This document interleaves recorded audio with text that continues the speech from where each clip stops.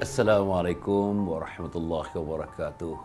Para penonton yang hormati sekalian, masih lagi membincangkan buku yang bertajuk Pikatlah Hatiku 30 Bisikan Hati Isteri. Ini buku dia. Tuan-tuan, ini buku dia. Jadi insya-Allah buku pun ada, nanti video pun ada, CD pun ada, DVD pun ada. Buku boleh dirujuk, DVD boleh dilihat, insya-Allah dengan rujukan mata, dengan dilihat, dengan dibaca dan sebagainya. Ini akan memberikan ruang dan peluang kepada para penonton, tuan-tuan dan puan-puan, untuk menjalin hubungan suami isteri atas nama cinta sayang, insya-Allah. Kali ini kita membincangkan persoalan yang ketiga. Yang ketiga ialah bisikan hati isteri yang ketiga. Wahai suamiku, janganlah cepat-cepat cemburu terhadapku. Ingat tak? Waktu saya membincangkan luahan perasaan suami. Wahai isteriku, janganlah kamu cemburu. Hal yang sama juga berlaku kepada suami. Tak ada suami sebenarnya, kalau dikatakan, saya tak pernah cemburu, saya tak ada cemburu, tak ada langsung perasaan cemburu pada diri saya. Tak betul. Kadang-kadang kalau orang yang tak cemburu langsung ni, kadang-kadang tafsirnya boleh jadi dayus dia. Dayus artinya, isterinya bercampur dengan siapa pun, isterinya keluar dengan siapa pun, dia meredakan begitu tanpa ada rasa cemburu, tanpa ada keraguan, mungkin boleh ditarifkan sebagai dayus. Dan Allah Subhanahu wa taala, Nabi Muhammad sallallahu alaihi wasallam, sememangnya dalam agama dikatakan agama tidak merestui orang-orang yang dayus. Tapi apa yang saya nak sebutkan, cemburu ini satu sifat yang semula jadi. Saya cemburu, tuan-tuan cemburu, dan mana-mana pun. Laki-laki cemburu dan perempuan cemburu. Dan cemburu ini tanda sayang. Saya sebutkan yang lepas. Cemburu tanda sayang. Mungkin ada orang, mungkin berbeza antara kita ni ialah degree atau darjah kecemburuan. Ada orang yang terlalu cemburu. Ada orang sederhana cemburunya. Ada orang yang tidak cemburu. Dan ada orang yang sikit tersentuh jiwanya dengan perkataan ataupun amalan cemburu. Maknanya perbezaan di antara saya dengan tuan-tuan mungkin perbezaan dari segi darjah kecemburuan itu. Tetapi faktanya tuan-tuan cemburu, puan-puan cemburu dan saya juga cemburu. Okey. Yang kedua apa yang saya nak sebut ni ialah tentang kecemburuan ini sepatutnya dia menjadi faktor penyatu. Cemburu faktor menyubur kasih. Cemburu faktor menyubur sayang. Cemburu faktor memekarkan hubungan kasih sayang dan kecintaan suami dan isteri. Oleh itu, cemburu mesti dijadikan satu peralatan. Kalau nak dijadikan sebagai satu alat, kita jadikan satu alat. Kalau dikatakan sebagai satu suntingan, kita katakan satu suntingan. Kalau dikatakan sebagai satu faktor yang akan membantu, kita katakan sebagai faktor membantu atau enabling factor.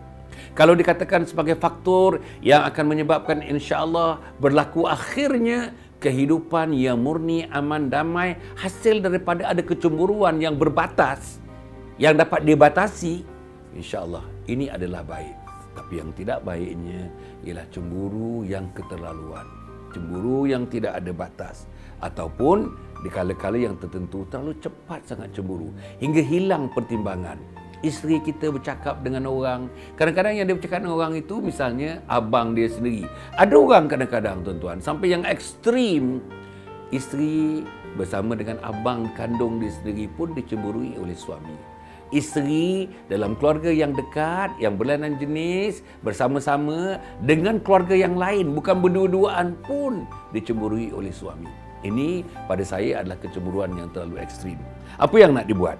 Yang nak dibuat, cemburu mesti ada, tetapi biar berpada-pada.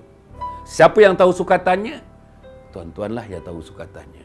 Perempuanlah yang tahu sukatannya. Nak bagi sukatan di tahap 3 ke? Nak bagi sukatan di tahap 7 ke? Atau nak bagi sukatan di tahap 10/10? Terlalu cemburulah kalau 10/10. Yang ini, kalau suami cemburu 10/10, isteri pula 10/10, yakin saya, cemburu akan meruntuh, merubuhkan rumah tangga mereka. Kemudian yang kedua ialah jangan mudah curiga dan prasangka. Cemburu kadang-kadang kalau kita tidak kalau kita tidak betul-betul dapat menangani ni, ada unsur-unsur prasangka, prejudice. Bukan saja prasangka, curiga kita. Kita rasa-rasa, apa akan jadi? Kenapa dia bersama? Kenapa dia bagi SMS? Kenapa dia kerap berhubung? Kenapa dia berkekap telefon? Tapi apa pun saudara, kalau ada laki-laki yang tidak dikenali menelpon isteri kita, wajib kita menasihatkan. Sama ada menasihatkan laki-laki itu dan menasihatkan isteri kita atau kedua-duanya sekali, supaya benda itu tidak berlaku, kerana itu akan menimbulkan kecurigaan. Dan kecurigaan yang sedemikian itu positif bagi saya untuk menjaga hubungan yang intim, yang baik antara suami dan isteri.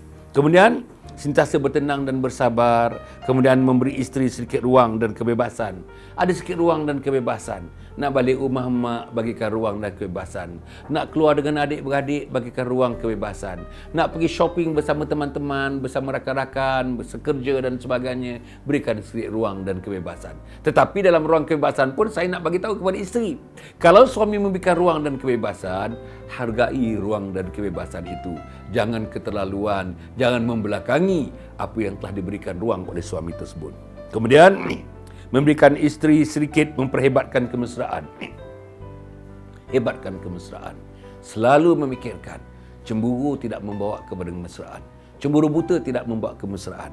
Dan akhirnya meningkatkan pemikiran yang positif dan waras. Gunakanlah kewarasan.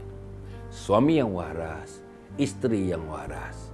Memadu kasih sayang sampai bertahun-tahun, berpuluh-puluh tahun dengan kewarasan, dengan penuh sikap-sikap yang positif, dengan pemikiran yang positif, dan selalu ditemani dengan keimanan, ketakwaan dan keyakinan bahawa rumah tangga yang didirikan mendapat restu daripada Allah Subhanahu wa taala. Siangnya direstui, malamnya diredai. Dengan kita bersama suami dan isteri selalu berdoa kepada Allah Subhanahu wa taala.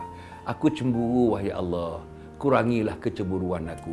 Aku cemburu wahai Allah, janganlah kecemburuan aku ini menyebabkan rumah tangga aku menjadi malap, terutama hubungan aku dengan isteri aku.